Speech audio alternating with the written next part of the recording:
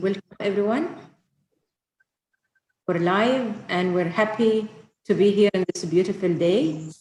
My name is Tarifa Zahabi, Your Excellency Maryam bint Mohammed Lemheri, UAE Minister of State for Food and Water Security, distinguished speakers, ladies and gentlemen, and my colleagues from ICBA.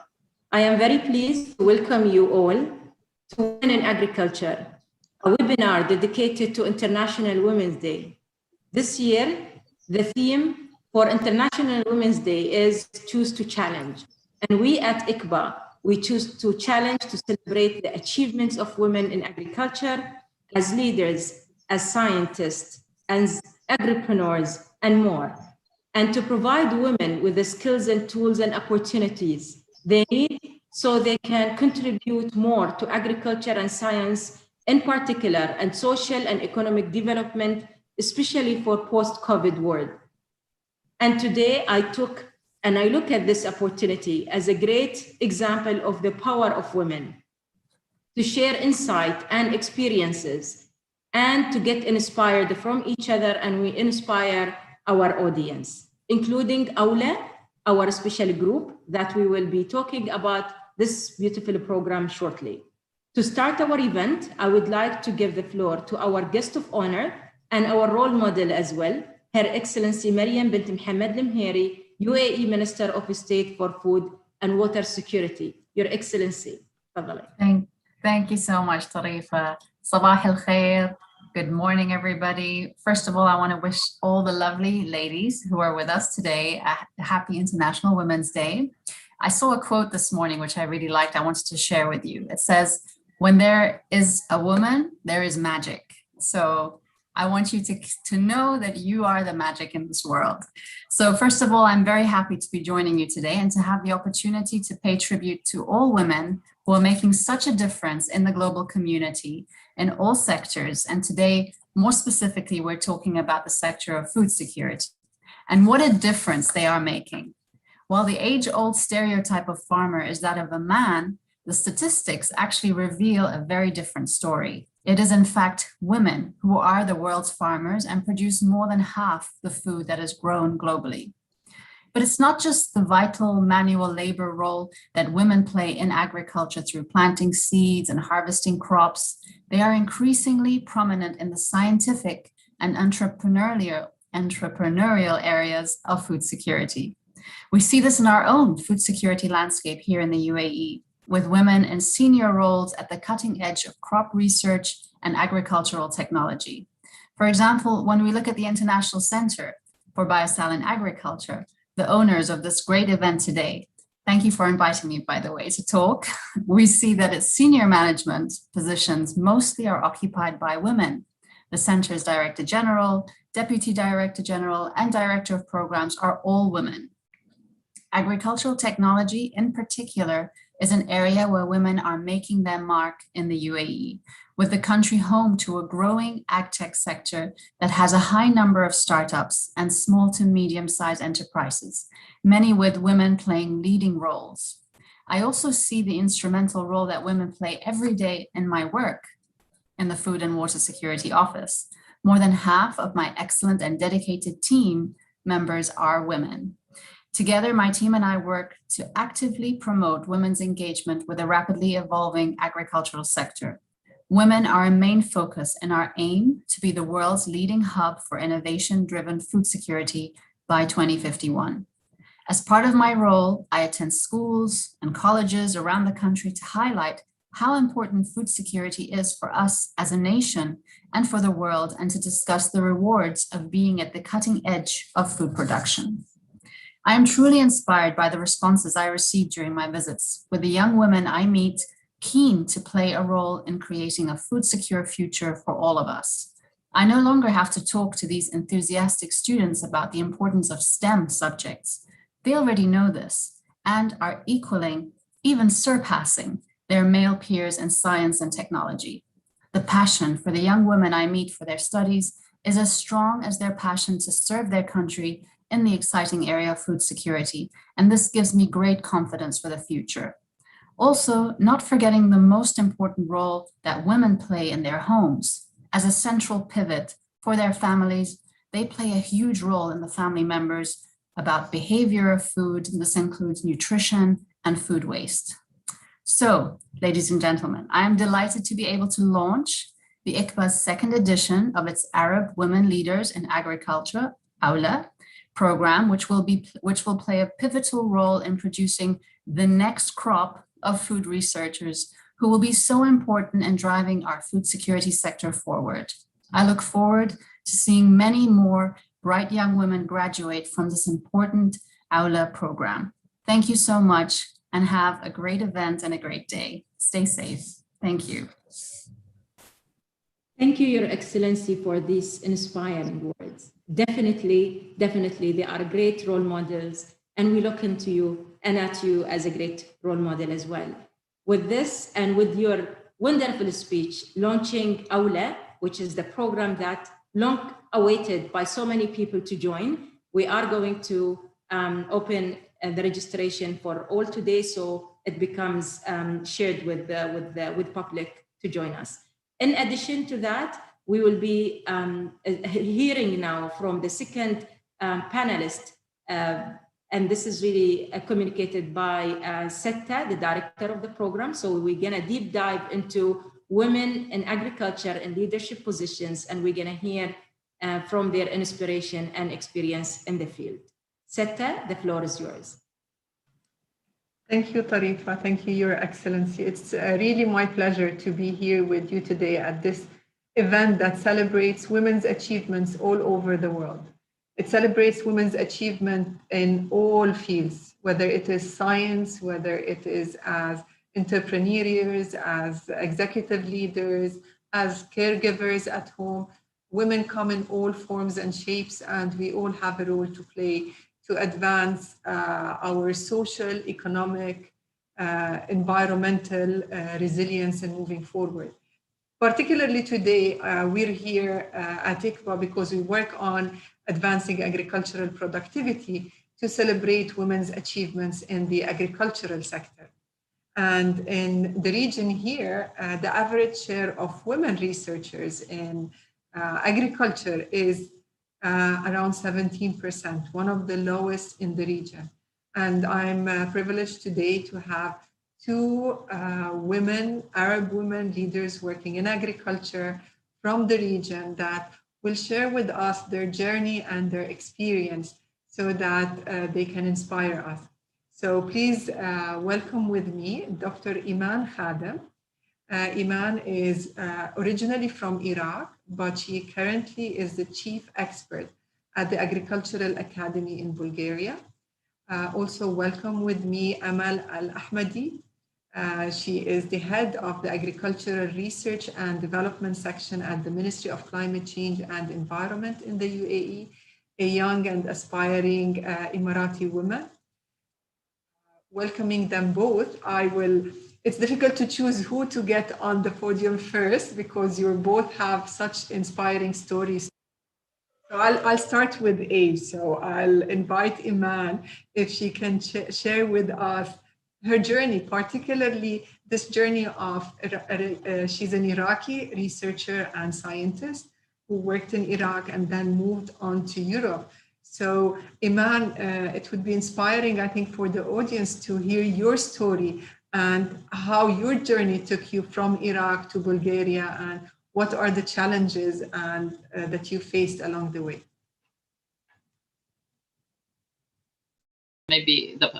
Thank you, Setta, for the invitation, and thank you for your institute for your invitation to this very, very interesting for me meeting. I coming to Bulgaria in 1978 by the reason of political situation in Iraq in this time. I finished my education in Iraq in agriculture university, faculty, Baghdad University, and continue my job in Suleimania University. I was assistant, but I told you the situation in Iraq. We're coming with my husband to Bulgaria. and beginning the difficult and easy way. The difficult way because the first they don't because I finished agricultural extension service in Iraq. In Bulgaria, the system was communist system, and they haven't this discipline. For that, I beginning from the first the university. I studies higher education in Bulgaria. After that, I studies also PhD. I was in Bulgaria, foreign women, Arabic, Muslim women is very difficult. With husband who want to make his career. My husband now, he is a professor, but in this time he make his PhD thesis, and also I have child. In Bulgaria was the situation, the economy situation was very hard. And I must to have some guarding to help my family. After that, the studies was with Bulgarian language. It's very difficult to learn, but I finished in the time. And also when I finish, I must to find some job. But it was difficult to foreign people to have job in Bulgaria. But also, thank for God, we found many people who understanding our situation and help us. Many of the rector, for example, our rectors at this time, and my professors, and I beginning to work in some project. It's not easy to be a foreign worker in Bulgaria, Balkanian country. But is my division was I must to do it. I must to continue. I studies the PhD, for example, in the same time when they beginning the change from the communist system to the way of the democratic system. And this time, we haven't anything in the laboratory, in the field to make some scientific experiment. But I do it. I don't to tell you what's exactly I make it. For example, I use for a filter paper, which we use it in the laboratory. I make it from my child baby's thesis, for example, and. Also, I finished my PhD was very difficult. For example, in the when I going to fight my thesis, somebody told, don't give her the title because she coming to be a citizen and we must to share her job. It was very stupid and crazy, but I fighted my thesis and going to work in a project without pay. I continue my scientific job, and in the same time, I look for some job to have some input for my family. And in the same time, we make some small garden and to growing some vegetable, to conserve it, and in the same time you must to study, you must to work, and also to take care about the children, and to take care for the children, you must to give for them good education and to keep their mentality and tradition Iraqian. And yes. So you touched. So sorry, Iman, just because we're constrained by time, it's so inspiring to hear the story. But you did touch on several aspects that I think many women have been facing, which is, I can hear from your story, the misconceptions about what you can do as a probably foreign Arab Muslim woman in a country is different, having to be a caretaker and at the same time contribute to support your husband and to advance your career, doing it under foreign circumstances. Very inspiring stories, and we'll come back to those as well in a bit. But I'd like to move on to Amal, because Amal, she has a 2 master's degree. One is in molecular genetics, and the other is in public policy in science and technology. Both fields that are really not traditional women fields, and more so in this region, Amal. So it would be really interesting for me, and I believe for the audience as well, to hear from you what inspired you to go into this field and particularly in these studies. Thank you so much, Seta. It is my pleasure to be here today, and I would like to congratulate all the men and women here today on International Women's Day. Yes, these 2 disciplines are a passion of mine, really. I started with molecular genetics, and I did both bachelor and a master degree in it, simply because I like the topic. I like the details that are in the topic. And then when I started working here at the ministry, I realized that I also like policy development, and I realized that I like to link science with policy, and that's what actually my role here at the ministry have been.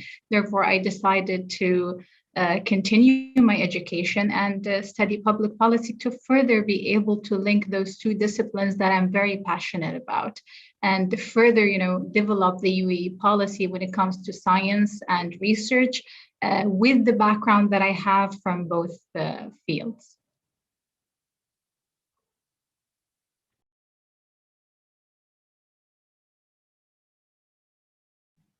Thank you, Amal. So Amal, UAE has been really breaking the region here in terms of women empowerment. Can you share with the audience some of the challenges you faced, if you faced any, but also the privileges as a young Emirati woman, and what the government here is doing to promote and empower women? Absolutely. So I'll have to be very honest, we have not faced many challenges here in the UAE as women. In the agricultural sector, traditionally, this sector is very challenging across the world, but it's even more challenging here in the UAE and in the region because of the harsh environment, climate change impact that we see firsthand. So the challenges here in the sector itself are more difficult. So I do really believe that the UAE government realized from the beginning that it is true, women and youth are the segment of the communities that are firstly impacted if any disruption happens in this industry specifically. And I think that's why they focus on the integration of women from the beginning. So now if we look at UAE University College of Food and Agriculture, over 50% of the student body is female. My team is 50% female. Most of the agricultural research institute, for example, in the UAE are managed by women here. Our Minister of State, who have honored us with her opening remarks today, is a woman. It's simply the leadership vision in leading women, in empowering women into these leading roles in the agricultural sector, because they do understand that these are traditionally the ones, the segment of the community that are first impacted, and the disruption continues if it starts there. Therefore, they had the intelligent foresight to begin empowering women, Emirati women, in this sector. And I believe we were able to overcome the challenges, as Dr. Iman have mentioned, the misconception about women not being able to work in this field. And as Her Excellency Maryam have mentioned, women leading this field, because traditionally and even in research, when you read about women in agriculture, it's mainly about women farmers, but women roles in this sector is beyond just going and farming. No, now we're leading institutions, we're ministers of states. So I think that was these are some of the privilege we had as Emirati women from our leadership that empowered us all the way to these positions. Thank you, May. You also touched upon very critical issues in terms of women empowerment, how governments and institutions can facilitate this empowerment, how men in decision-making powers can take decisions to facilitate women empowerment, and how we as women can also facilitate and empower other women. And with that, I want to go back to Iman. Iman, you touched on several journeys, several challenges in your journey. But I'm sure that there has been also some role models and some mentors along the way who have helped you. How would you describe, like, if we don't go into details, who those mentors were? What were the critical factors or the the defining factors of a good mentor that could help women, especially in a challenging journey moving forward? Yes, thank you for this question. Of course, I thank my husband. He supports me all the time. And also my children when they coming to help me in the field for my experience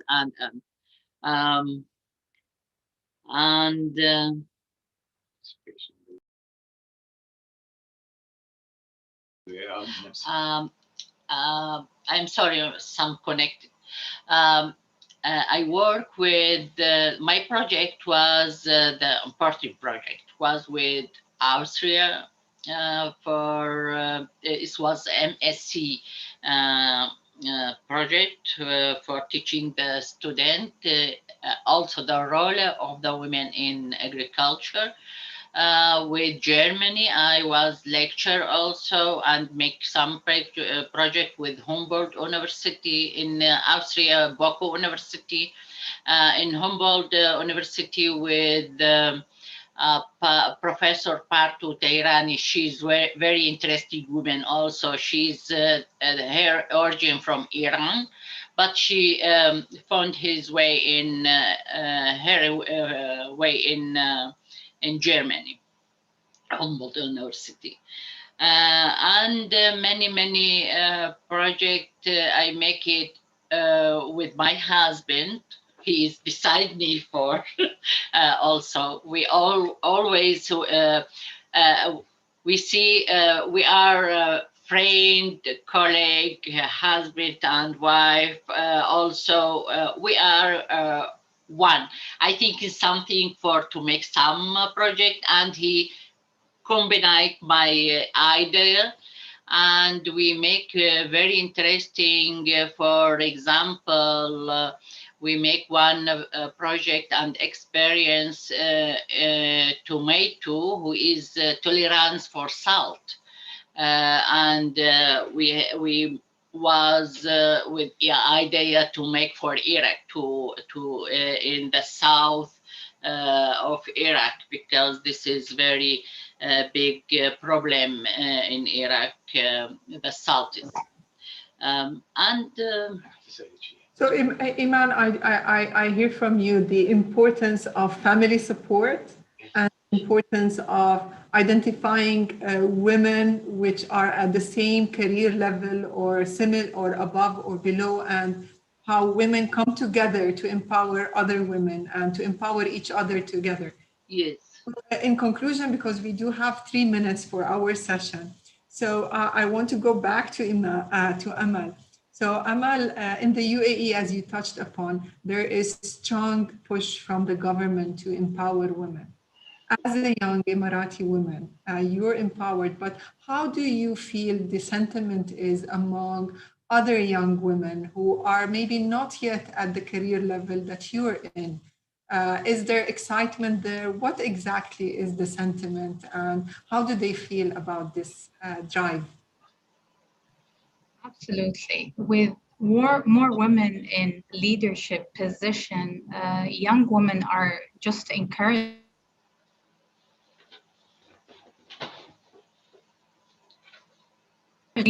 careers of their dream, and even more encouraged um, to simply go after what they want to go for, even the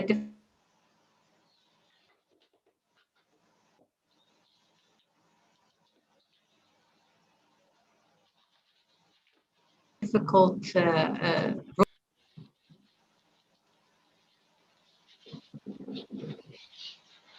sorry, I think there's disruption in the video. Yes, can you repeat, yes. Amal, please, because we lost you a few. Yes, apologies. But yes, basically, I think women in leadership in high positions, such as Her Excellency Maryam, Her Excellency Al-Amiri, who led the Mars mission, all of these women are inspiring us, inspiring the younger women to go after careers that used to be thought are impossible. Challenges, especially for this region, really. Who would have thought that we would have women leading missions to space? So I think the younger generation is even more inspired to go after their dreams, to after careers that no one have thought of beforehand. And that's really thanks to the vision and thanks to the women who started going after their dreams, like all the ministers right now, the 7 ministers in UAE cabinet already. Thank you so much. Thank you for both Iman and Amal. It's, both your stories are so inspiring, and I'm sure if we had more time, we could have dwelled into so many other things that are really of interest to the discussion today. However, I do have to turn off the mic on, and I would like to pass it on to Dr. Hinda Al-Mahmoudi, who is a plant physiologist here at ICBA. She's one of our rising stars. She joined us a few years ago as a postdoc and then moved to a scientist position. So she herself is an inspiring story of women empowerment. So Hinda, I pass the mic over to you. Thank you, Seta. Thank you very much. And welcome our speakers, our participants in this special day. Again, happy International Women's Day. Seta already introduced a bit, but I will introduce further myself. So I'm a plant physiologist at the International Center for Biocell and Agriculture. My main research interests are the plant ecophysiology, plant biology, water conservation, soil improvement, salinity management, specifically youth and women empowerment in agriculture via the different research and development projects that I'm leading. All these fields are connected directly to achieve ICBA's vision for a world where sustainable livelihood and food security are ensured for all who lives in marginal environment. It's a pleasure to speak today about a topic very close to my heart and to exchange idea with our 2 speakers.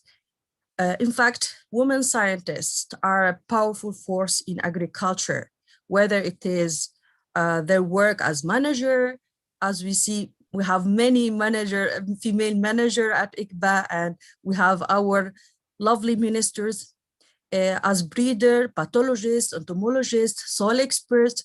They all make valuable contribution to agriculture and rural livelihood.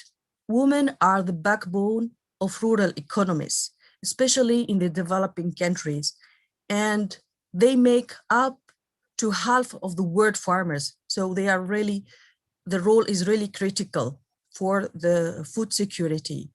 So let's hear more from our speaker about this, their journey as scientists in agriculture and how they are contributing to this goal. I would like to welcome first Dr. Hala Fas, senior scientist from New York University, Abu Dhabi. Dr. Hala, please, if you can introduce briefly yourself and your current work. Good morning, everyone. It's a pleasure being here in this webinar today. So as you said, thank you for the introduction. I'm a senior research scientist at the Center for Genomics and Systems Biology at NYU Abu Dhabi. And you can see behind me the plaza where the palm trees are in the university. So at NYU Abu Dhabi, we have developed a high throughput screening platform to screen for new drugs and new biopesticides. So our research focuses on two areas relevant to the human health and the agriculture. We are interested in identifying new pesticides to tackle the challenge of the worm parasites infection.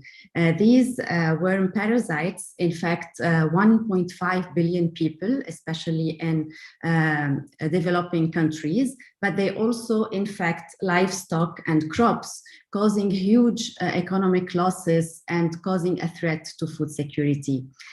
So we have screened several libraries of natural compounds, and we have identified a new family of pesticides to tackle these pests with new mechanism of action. And that's very important to tackle the problem of resistance that these parasites are developing in the field. So this is one area. A second area of our research is to tackle the red palm weevil.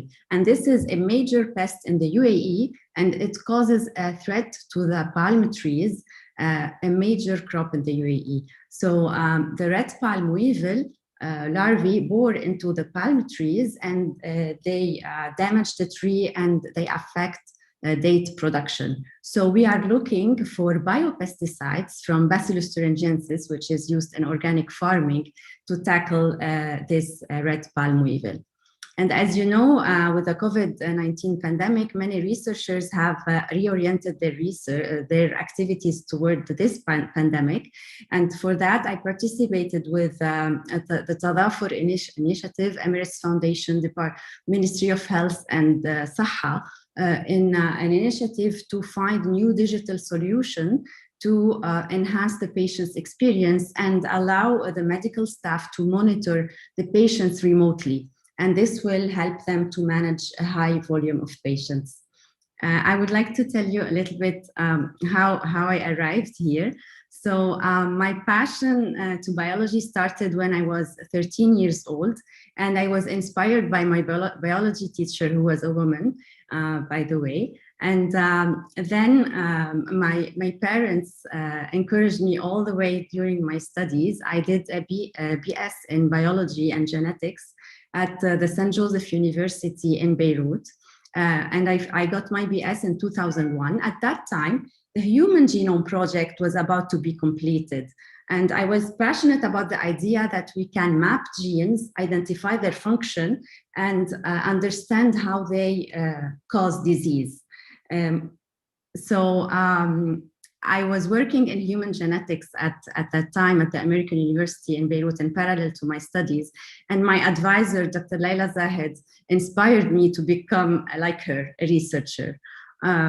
My dad encouraged me and told me that in the future, people will be able to manipulate the DNA to cure diseases. And this is happening now with the CRISPR. So I traveled to Strasbourg in France, and I did a master's in molecular biology. After my master's, I received the fellowship, the French Ministry of Research Fellowship, to do a PhD. During my PhD, my husband was living in Paris, 400 kilometers away, and he used to take the train every weekend to come and visit me. So this was another form of family support. After that, I moved to Paris, and I was interested in applied research. So I completed a diploma in clinical trials management, and I was the project manager for the H1N1 flu pandemic in 2009 in Paris. During that time, I got two kids, my daughter and my son. And here I would like to say that growing up, I never felt that my gender would stand in the way of me achieving whatever I wanted in life. And this is also what I teach both my son and daughter. Thank you. I would like to encourage women to challenge their bias, their own bias sometimes, that working mothers cannot be devoted to both family life and work. Thank you, Dr. Hala.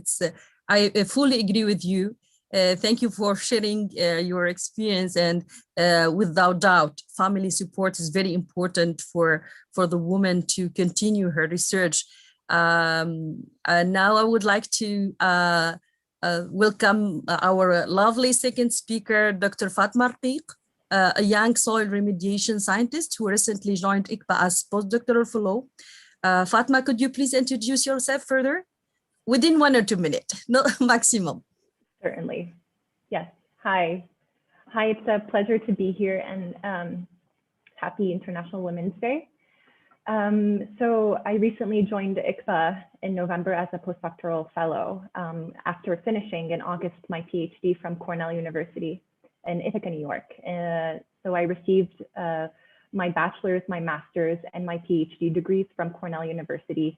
My bachelor's was really in the general agricultural sciences, and then for my master's and PhD, I specialized in soil science. And you know, my interests in research and education has really involved marginalized communities, so smallholder farmers, and in particular women. My master's degree looked at soil health and its socioeconomic implications in smallholder farming coffee systems in Colombia, and about in our research area, about half of the smallholder farmers are actually women. So the coffee farms are managed by women. And my PhD research really looked at the nexus of soil health and human health in rural subsisting women communities in Jharkhand, India. And I think that it's really important also in research to support, as a woman, to support other women who may not have given the same platforms that we were given, that we were privileged to have. And it's important to keep in mind that you know, women, they're about half of the farmers around the world, and they produce more than half of the food globally. And it's important to ensure their conditions that are very that are rewarding, and that promote their health, their socioeconomics, and so forth. And so it's been a really pleasure to look to research those areas. Thank you, Fatma. Thank you very much, Dr. Fatma. So I come back to Dr. Hala. So Hala, despite effort to increase the diversity in science and STEM fields, women remain underrepresented, and this is a reality. How does New York University in Abu Dhabi address this challenge? Yes, so as you may know, NYU Abu Dhabi is an amazing environment, including an extremely diverse community of students, faculty, and staff coming from all over the world. Our students, 1,300 young men and women, come from more than 120 countries and speak many, many languages. It's a unique experience that reflects the multicultural aspect of the UAE as well. My own team comprises 8 ladies and 4 men. So men are underrepresented. We should hire more men in the team. And we really value to work in diverse teams. NYU AD strives to close the gap in the gender gap in STEM, especially in the science fields, by addressing the bias in hiring, supporting women faculty, mentorship, and identifying talents early in their career. We have also programs that promote inclusion, diversity, belonging, and equity. Thank you very much, Hala, for sharing this. Fatma, I come back to you. As you are a young scientist, can you tell us about the challenges you faced during your journey in agricultural research, as a student, as a professional? Yeah, certainly. just like in other disciplines, and especially in the agricultural discipline, I faced my own share of challenges. I think one of the challenges that are still very, that sometimes there are moments in life, the experiences that still remain in your mind. And one of them was an internship opportunity that I had in Gainesville, Texas. So this is what is known as a redneck, a very small redneck town. And I was about 19 years old, and I was all alone. And this was a very, very small city, no public transportation, not even taxis. And I was working amongst men, doing a lot of field work. And it's just, can you hear me? Yes, Fatma, you Okay. get muted for 1 second. Yes, go ahead. And it just so happens that this time coincided with the holy month of Ramadan, and I was observing this holy month, and I chose, and I was advised not to share not to share my religion for safety reasons. And so with that, I was fasting, and we were doing extreme field work in extremely hard conditions. We're talking about temperatures between 35 and 40, very dry, and imagine doing all of that without water or food, and you can't really say anything because you don't want your religion to interfere with your productivity or to show others that you're probably unable to do same tasks related to the work. And so this is one challenge. I've had many other, but this is one challenge that has specifically been in the field of agriculture, because the field of agriculture requires a lot of field work. Yeah, so, this is true. Thank you, Fatma. Indeed, as a researchers, we all face several challenges that we have tried and we keep on trying to overcome. Thank you very much for sharing it.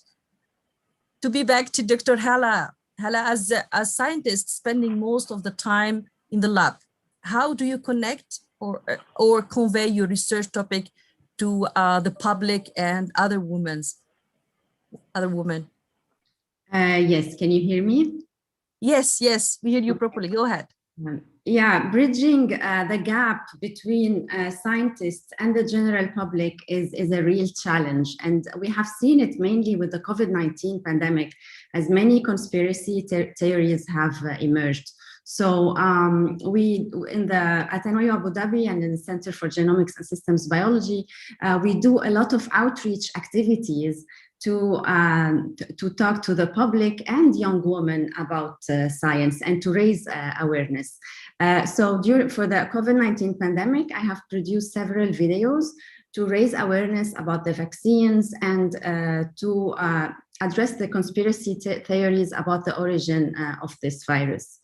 And we also, before the access to lab was prohibited now with the pandemic, we used to receive Emirati students, and especially women Emirati students, in our lab and in a citizen science project, and we trained them on our research to collect biopesticides from bacteria and to analyze the results.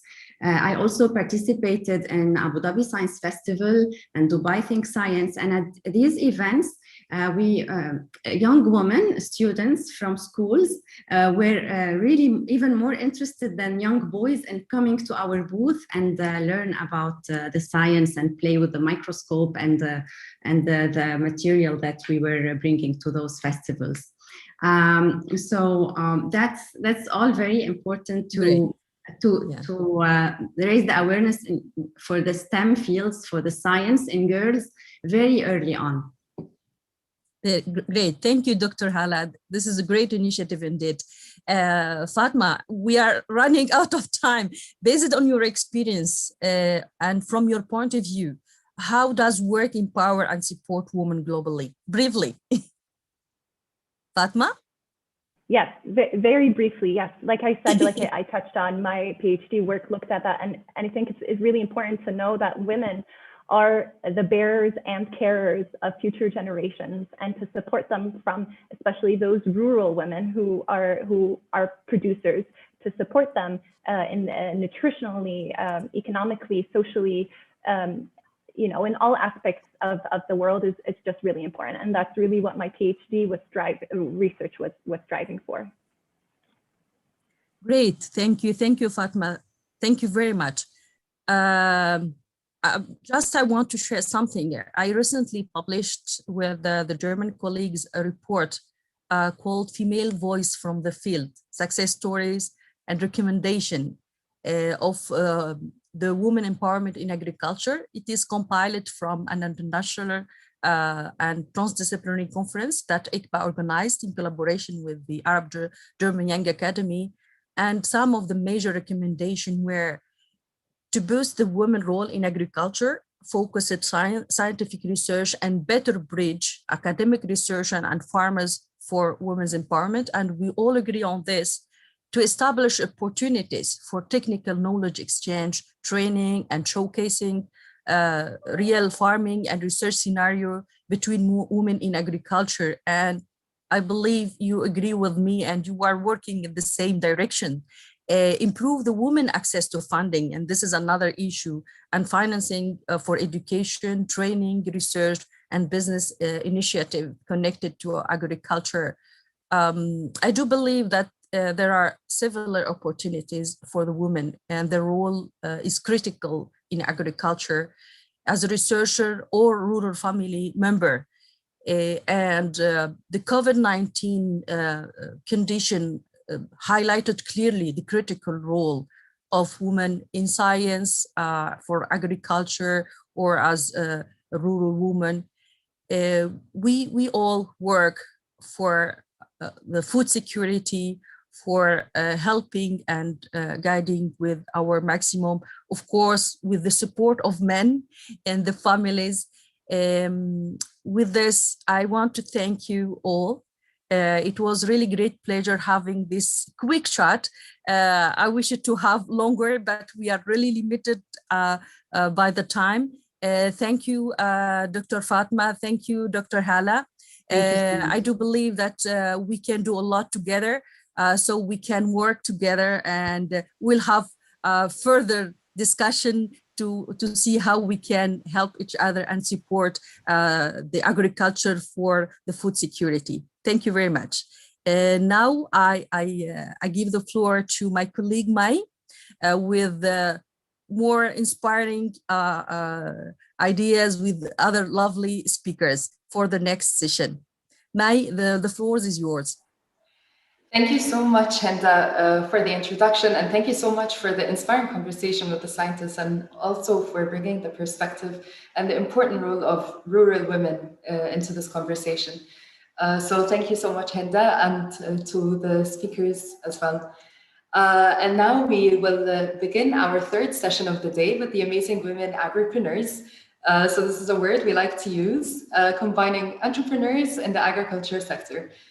So we have with us today engineer Mariam Al-Junabi, owner of Nepta Agriculture from the UAE. We have Dr. Shireen Al-Subiai, project leader, government initiative for fish and shrimp commercial production at the Kuwait Institute for Scientific Research in Kuwait, and Dr. Amina Taneji, agripreneur in the UAE. Welcome, ladies. So now we will start with getting to know you a little bit. So if you can briefly tell us a little bit about yourselves, your background, your journey, any inspirations that you'd like to share with us. So we can start with Mariam, followed by Shireen, and finally with Amina. Mariam, go ahead. Assalamu alaikum. Hi, everyone. I am graduate from United Arab Emirates University as an agribusiness. After my graduation, I applied for a job in the Ministry of Climate Change and Environment, and I got a question in the interview which triggered me out, and that question was, what if all the food access will be closed? What will be the strategy so everyone have the food to survive? for that moment when they said everyone, it's me, my family, everyone that I love.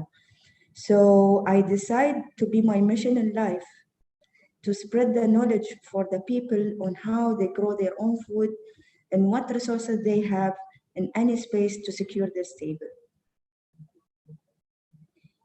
So I start NAPTA, I start many businesses, and NAPTA, one of them, it's focused more on bringing organic and sustainable products, and we help people to know how to grow their own food in small spaces. And that the product that we bring it's also apply on any space that they can go. Excellent. Thank you so much, Mariam. We're going to get back and learn more about NAPTA in the next question. For now, Dr. Shireen, please go ahead. Assalamu alaikum, good morning. First of all, I would like to thank you for the kind invitation. It's really nice when you hear to the others and look at this inspiring stories. My name is Shireen ICBA. I work as an associate research scientist in Kuwait Institute for Scientific Research in aquaculture program. I did my bachelor degree in Kuwait University, graduate from biochemistry department. After that, I joined the University of Plymouth and I did my master and my PhD in ecotoxicology. So during that time, the university and where I was studying there was another program, aquaculture, and I used to talk to my colleague, and I was very interested in aquaculture. I know that in Kuwait we started since the early 80s, but I was always have this question: why still we don't have a commercial or industry in Kuwait in this field? So when I joined back my institute, by coincidence, I was talking to my manager and I shared this thought, and I told him why we still don't have this sector and why still we don't have like a commercial farm in Kuwait. And he we continued the talk and I just forget about it. And on the following day, I got a call from him and he asked me whether I am willing to lead one of the government initiative project, because at that time, my colleague, he retired and there was a gap of 5 years, and they invited a consultant that he gave the requirement. One of his requirement was to have a man researcher. So I was so fortunate at that time that there was no man. And also I shared this thought with my manager. So otherwise, I don't think that they will think of a woman to do or to lead such a project. And from there, I started, and it was really a new journey, and I found myself in this field. Thank you so much, Dr. Shireen. And honestly, it's quite amazing and quite lucky that there was no man available for you to make use of this opportunity. We will learn more once again about what you're doing right now. But for now, Dr. Amina, please, the floor is yours.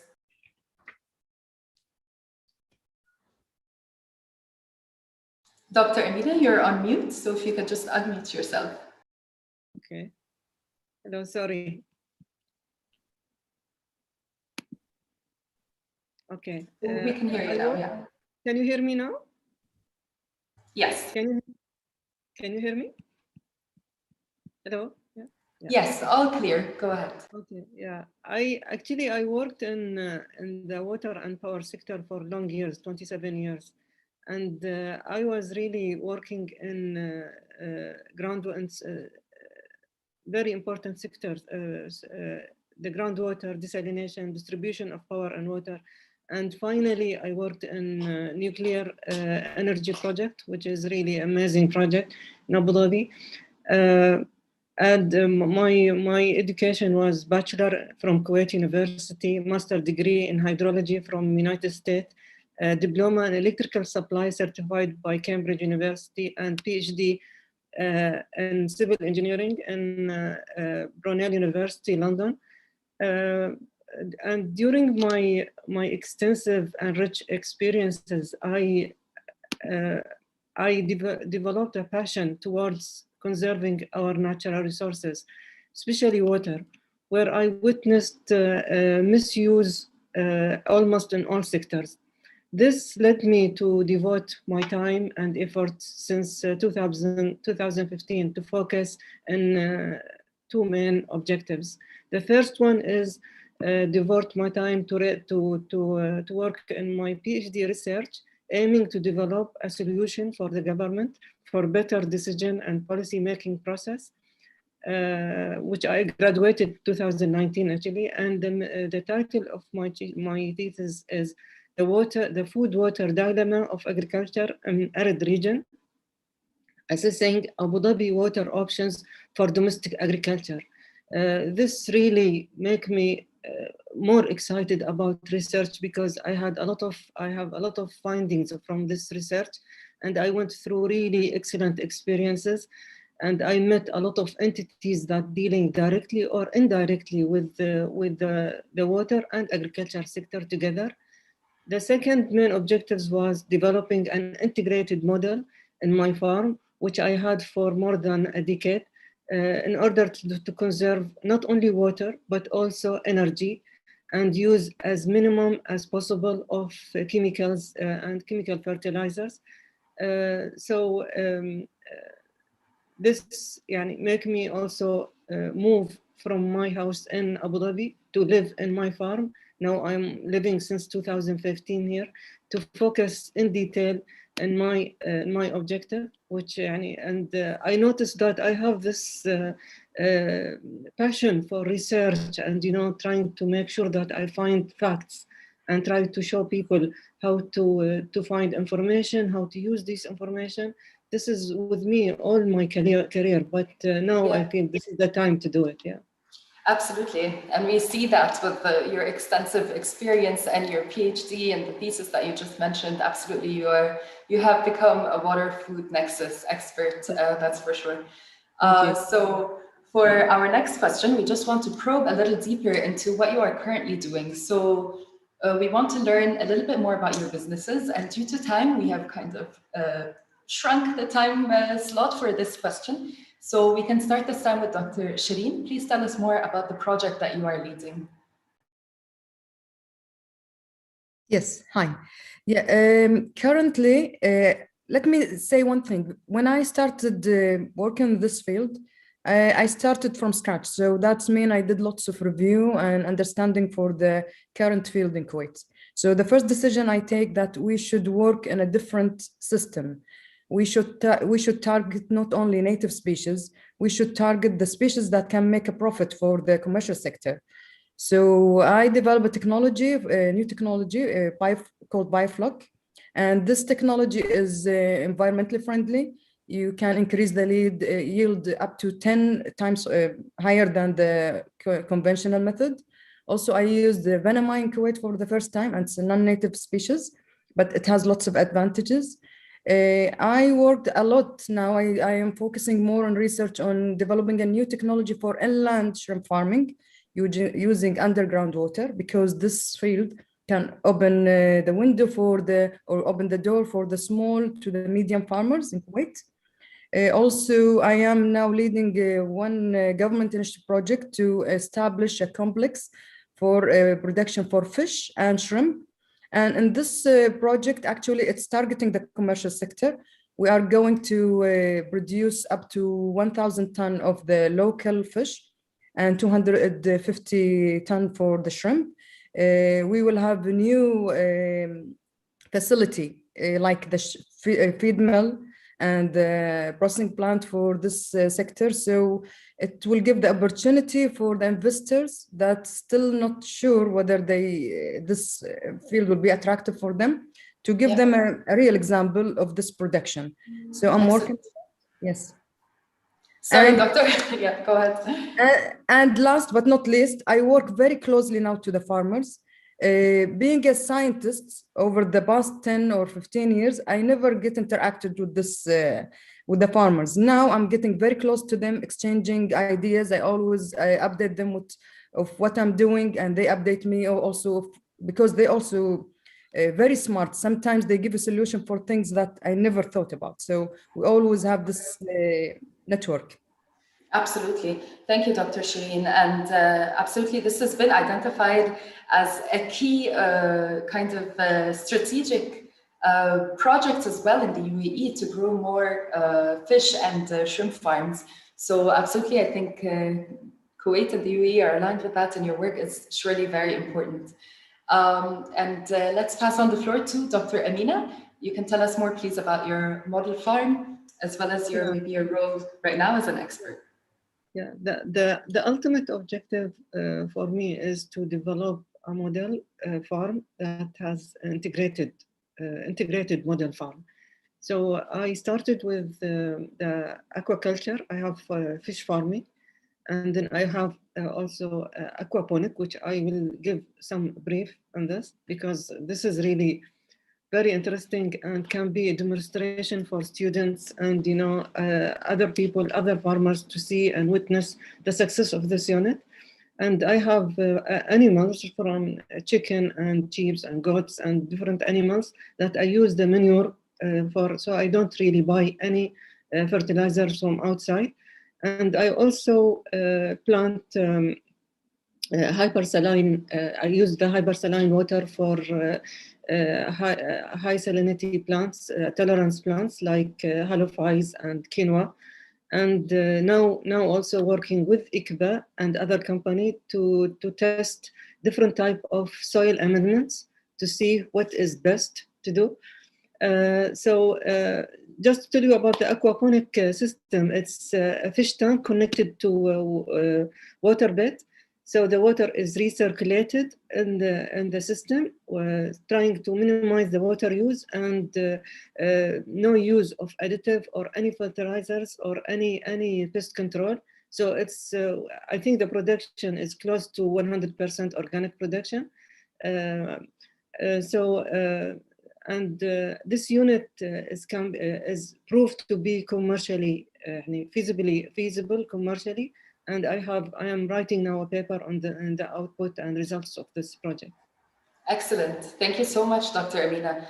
I see you're following a circular economy approach in your farm and surely making use of all the resources that you've got available.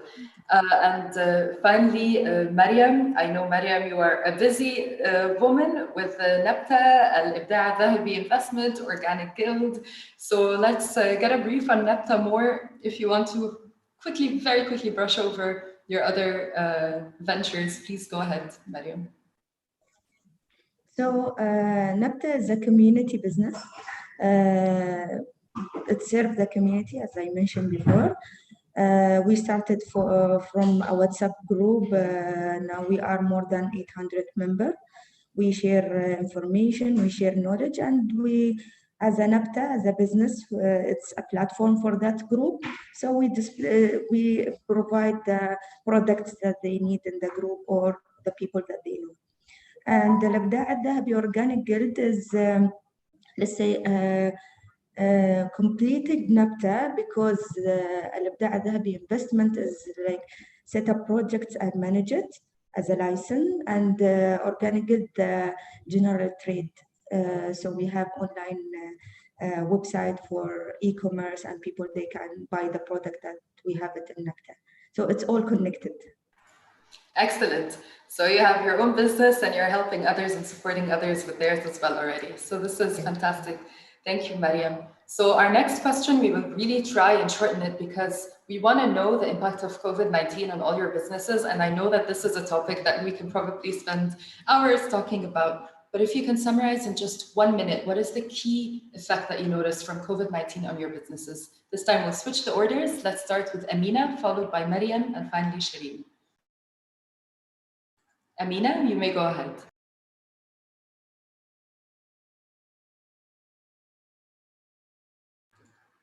If Amina, if you are having trouble connecting, maybe we can start. I think I'm okay now. Yeah? You're okay. Go ahead. Yeah. So during the first stage of the COVID, when all the people under quarantine, the business, in one hand, it was slowing down, but actually it gave me the chance to spend more time in research and work with my staff and laborers here and be close to them they understand me better and I understand them better. We tested number of things. And also I managed, unfortunately, and it was surprising, I managed to have a collaboration with one interested company in Dubai that, not only to trade my product to them, but also to raise the awareness of what does it mean organic?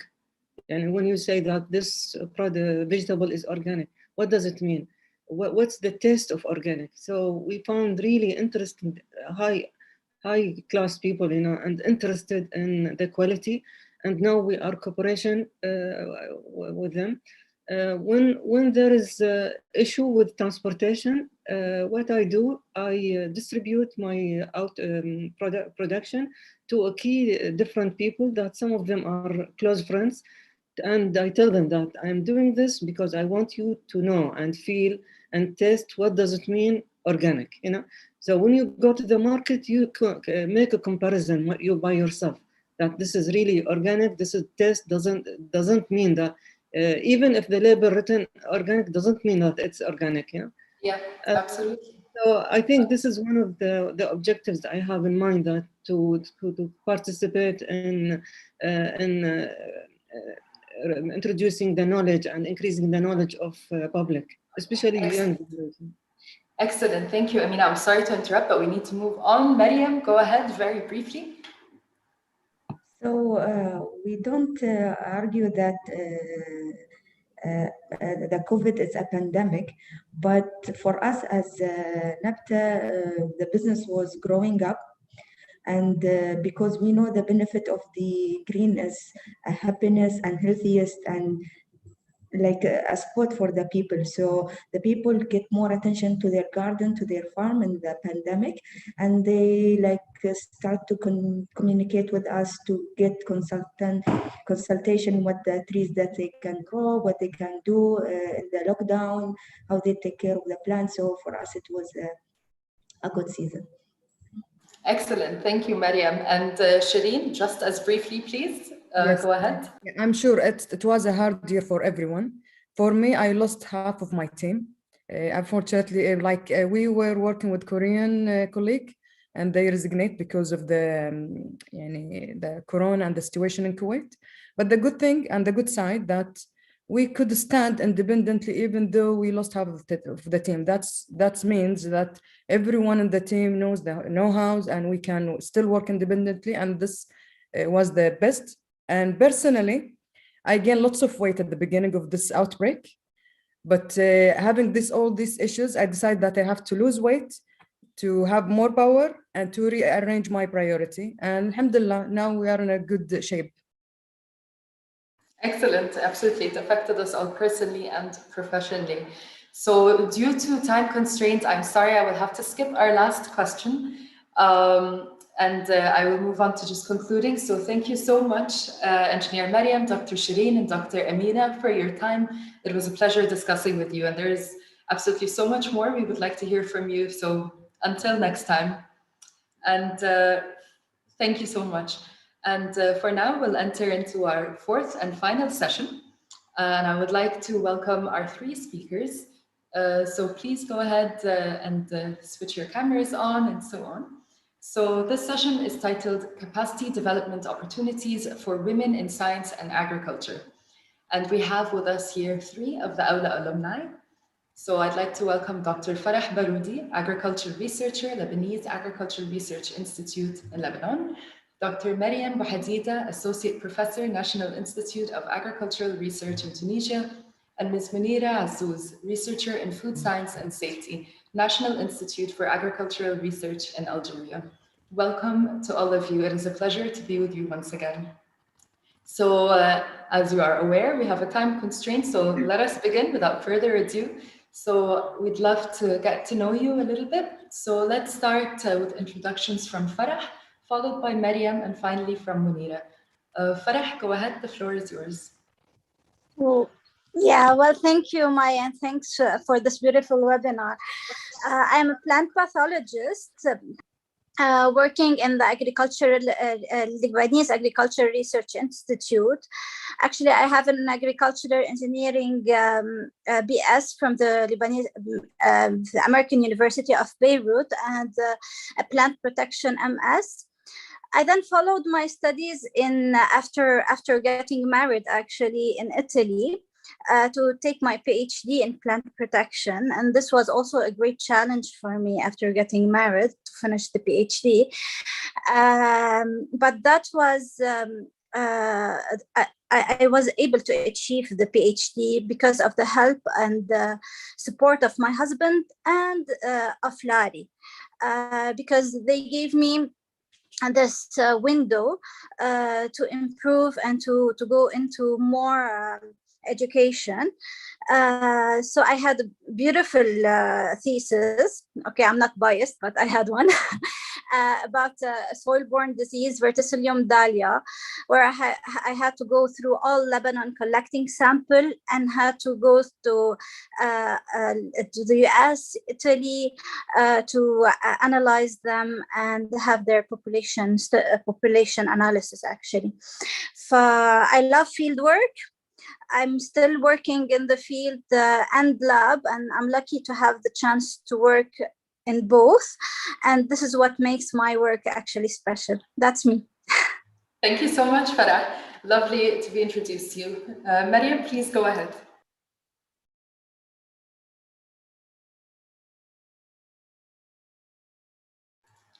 Mariam, if you are having trouble, we can start with Munira. So Munira, go ahead. And then okay. Oh, you're here. Never mind. Sorry, go ahead, Mariam. I can start? You hear me? Yes, we do. Please go ahead. Thank you, dear Mai. Thank you, dear Mai, for the moderation. I would like to thank ICBA for organizing the celebration of the International Women's Day and for giving us the opportunity to participate in this special webinar on women in agriculture. I'm going to present myself briefly. So I'm from Tunisia. I'm an AOLA alumni. And then a brief overview on my background. I had my diploma of engineer agronomist from the National Institute of Agronomy in Tunisia. Then I did my master also in the same institute in crop production. Then I received the fellowship from the Spain government to pursue my academic career in Spain and the University of Saragossa, where I did another master and a PhD on molecular biology and biochemistry. And I get married during my PhD, and really I had the support of my husband and my family to do my PhD, to finish my PhD in Spain, having my husband in Tunisia. So I spent about 2 years alone in Spain. So that's really, it was very challenging for me. So this is Thank you. a brief overview about my background. Thank you, Mariam. Munira, go ahead.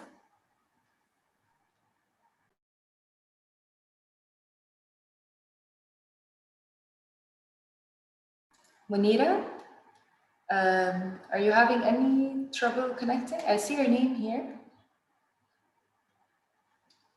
So let us proceed just in case. And Munira, you can introduce, you're here? Yes.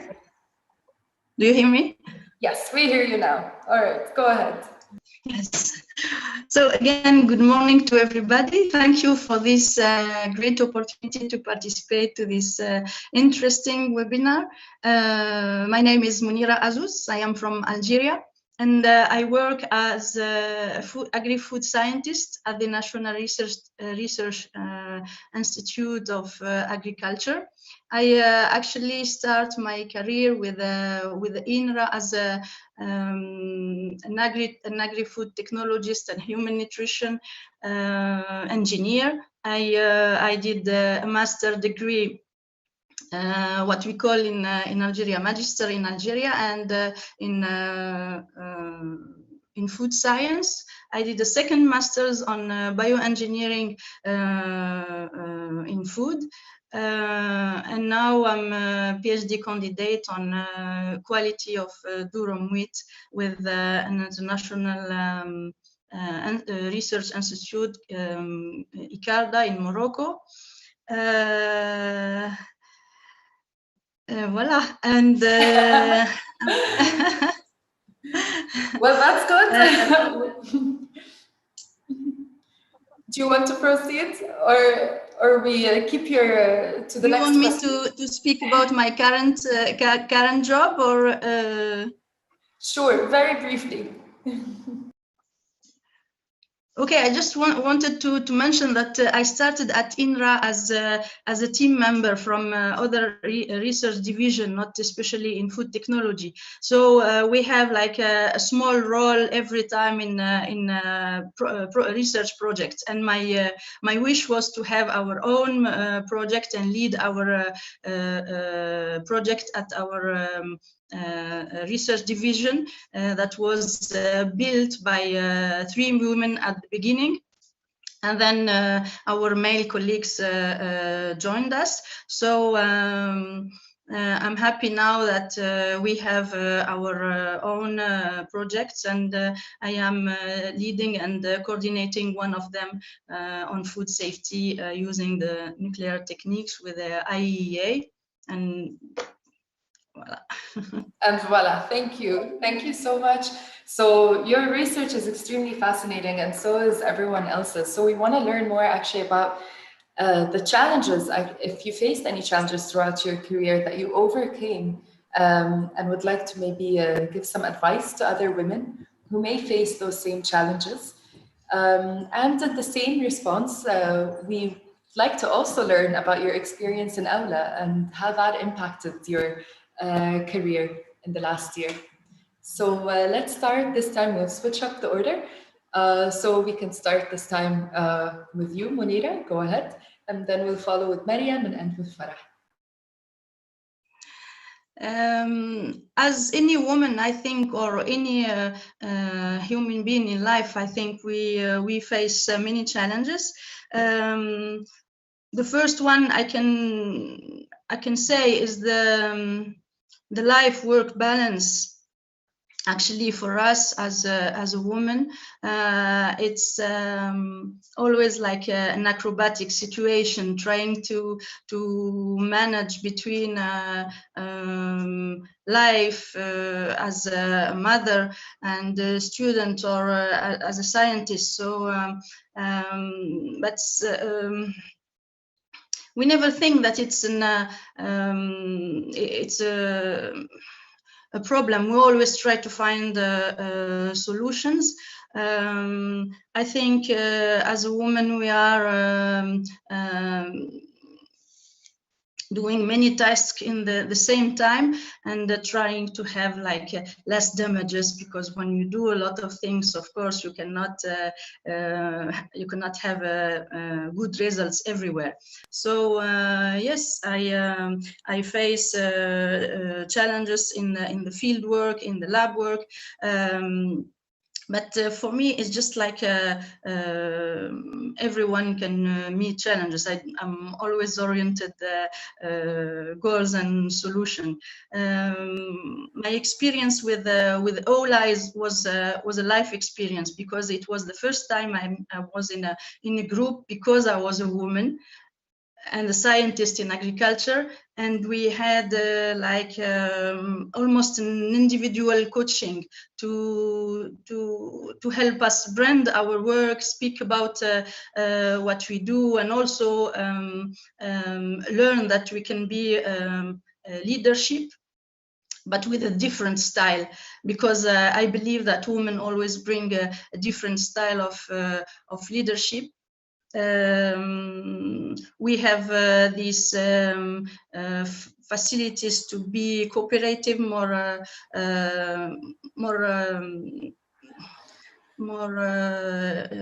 supporting of each other. Collegial.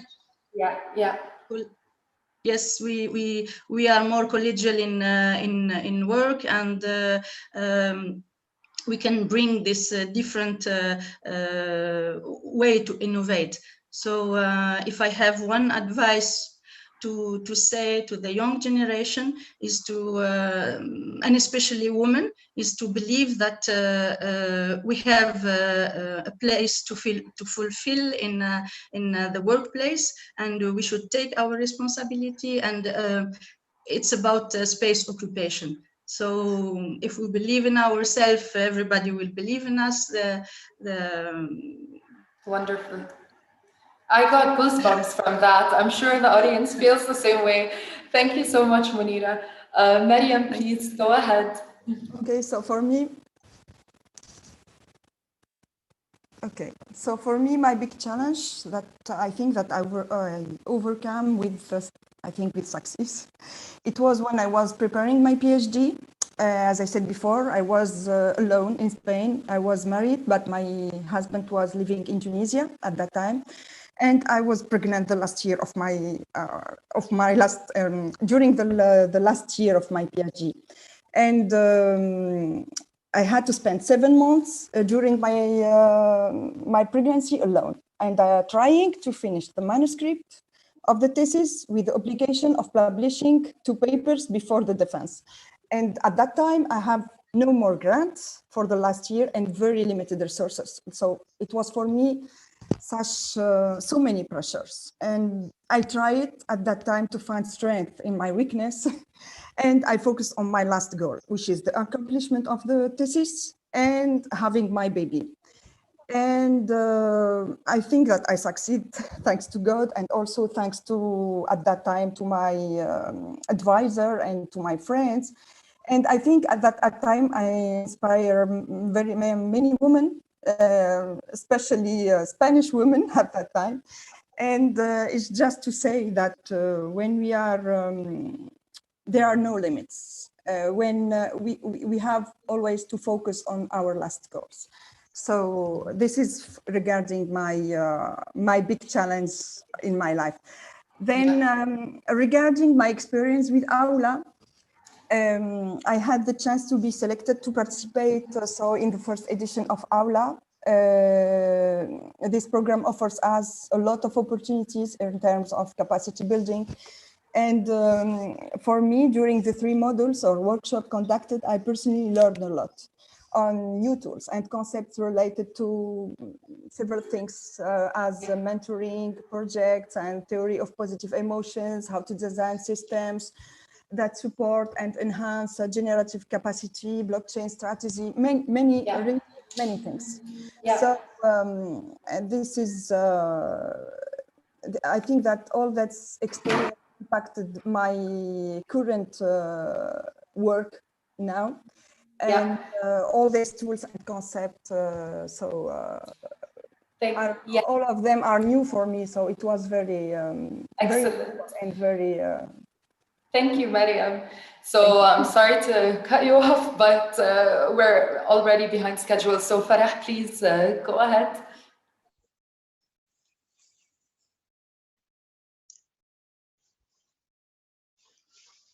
Farah, you're on mute.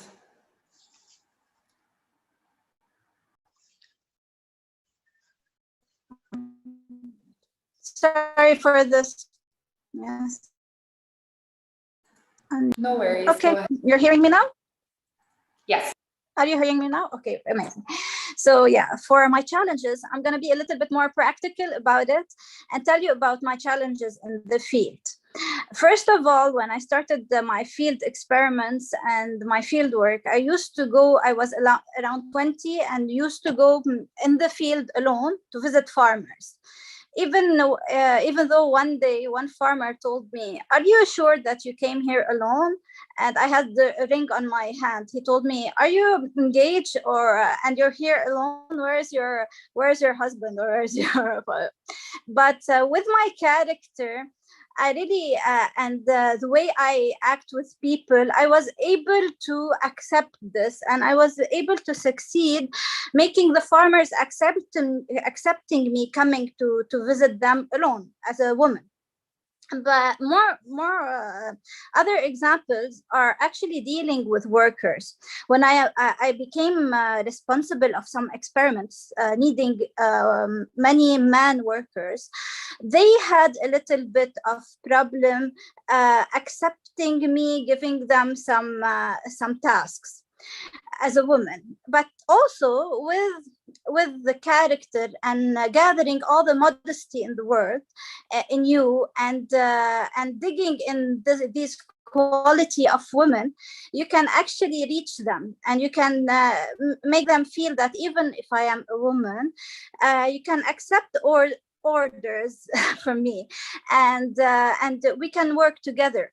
And I used to go into the field, pick the fruits with them and getting closer to them. And now we are really friends, and they like me most in the whole institute. Yeah. This is for the challenges. Sorry, Farah, 30 seconds for the next one, please. No, I have to talk about a very important thing about AWLA. AWLA came in a very difficult situation and was a savior for me, because it came in the middle of the Lebanese crisis, the pandemic, and all the problems in the world.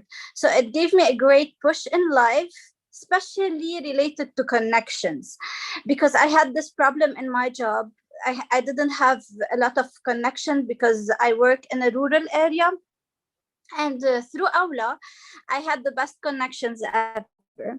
And through this this program also, I met Mariam, I met Munira and Sahar and many others. And we're trying now to build together a page on Instagram to actually spread awareness about the importance of women, encouraging young people to be involved in agriculture and making science simple. So this is mainly our what we are thinking about in our page. It is Mina Ag Woman, and we started like around 10 days ago, and we're doing just great. Excellent. This is really good to hear. Thank you, Farah. Thank you to all the speakers.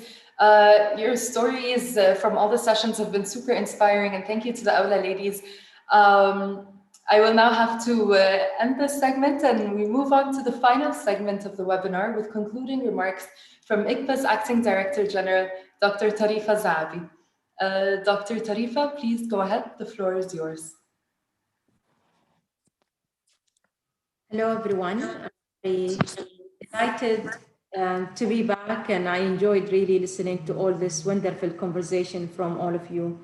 We started the day with an opening remark from Her Excellency, which it was a great inspiration to all of us, followed by great stories from our leaders in the field, looking at the support system, what do a woman in leadership in agriculture need, and some inspirational stories for us to take away with us today. And now we also heard from the people who are technical or expert in the field, our scientists who are there trying to make the world a better life when it comes to food security and finding solution to make Earth a better place, I would say. And nothing better was to conclude the day with a very lively panel discussion from AWLA, the program that we are very proud to see our alumni participating with us today and share their insight and advice for the new cohort that we will be hoping, inshallah, to recruit for the way forward and for the next cohort of AWLA. With all of this happening and all the success happening in the program, of course, we cannot achieve goals without true partnership and true collaboration with our community, with our stakeholders, with our board members, with all who are really supporting us. I mean, a special, of course, acknowledgement to the government of the UAE and also the Islamic Development Bank, who are really supporting the International Center of Biosaline Agriculture all the way. I would also like to invite briefly Mr. Victor Comerel from CGR, a research program on wheat, to give us a few remarks regarding AWLA, given that they are a great supporter and sponsor of this experience. And we would like to hear from them to just make our day true by involving our stakeholders as well. Victor, are you still with us? Yes, Dr. Tarifa, and I hope you can hear me well. Yes, we can hear you very well. Yeah, thank you. It's been a pleasure attending. It's been a pleasure to see some familiar faces. I have fond memories of closing the first cohort of AWLA. Just to remind everybody, the CGI research program on wheat that has been described as a funder, a co-funder. We're really more like a partner because we use the pooled funding that goes to the CGIAR, and we can put some of that to particular causes. And this is one of them. And why are we doing this? Well, wheat-based systems and MENA region are really very connected. They are really, very close. So that's one obvious connection. The other is also working together with the Gates Foundation. And third, we're a little bit less optimistic about the future of the next generation of ag scientists in MENA region. UAE may look really good. I'm not so sure about, or we're not so sure about some of the other countries. And there's a problem of structures, enabling conditions, and also individual preferences. So the more we can excite female scientists to be leaders in their field in ag, the better.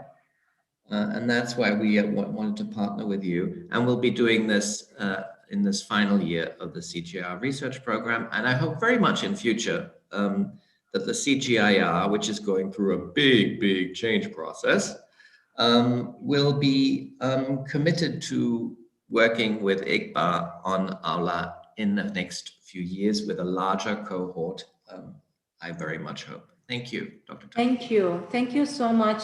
And we appreciate this commitment and support indeed, all the way for the new and the second cohort. You'll be with us, Victor, and we will keep you updated of the progress. With this, I wouldn't call this a closing remark. I would just call this as a continuity for success. Happy International Day. We've heard that we are really grateful as women, not only for the role of other women who are our mentors, but also to our families who are really extending the right support to us and our colleagues. Happy International Day to you. And